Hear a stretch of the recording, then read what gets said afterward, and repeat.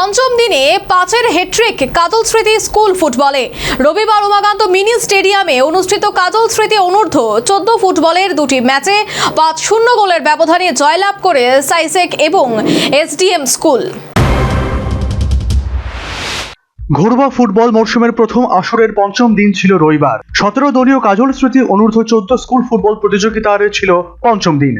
দিনের দুটি ম্যাচেই 5-0 গোলের ব্যবধানে জয়লাভ করে দুটি দল। প্রথম ম্যাচে সাই স্যাগ সেন্টার 5-0 গোলের ব্যবধানে হারিয়ে দেয় আসাম রাইফেল স্কুলকে। বিরতির আগে বিজয়ী দল 3-0 গোলের ব্যবধানে এগিয়ে ছিল। দলের পক্ষে সাচ লাং জমাতিয়া একাই হ্যাট্রিক সহ 4টি গোল করে। অন্যদিকে দিনের দ্বিতীয় ম্যাচটিতে প্রণবানন্দ বিদ্যা মন্দিরের বিরুদ্ধে 5-0 গোলের ব্যবধানে জয়লাভ করে এসডিএম স্কুল। বিরতির আগে বিজয়ী দল এগিয়ে ছিলেন 3-0 গোলের ব্যবধানে। এর ফলে রবিবারের এই আসরের পঞ্চম দিনে দুটি ম্যাচেই 5-0 গোলের ব্যবধানে জয়লাভ করে দুটি দল ম্যাচ থেকে সংগ্রহ করে নেয় 3 পয়েন্ট করে। দুটি ম্যাচেই ছিল ফুটবলারদের মধ্যে ব্যাপক উৎসাহ। Bureau report, news vanguard.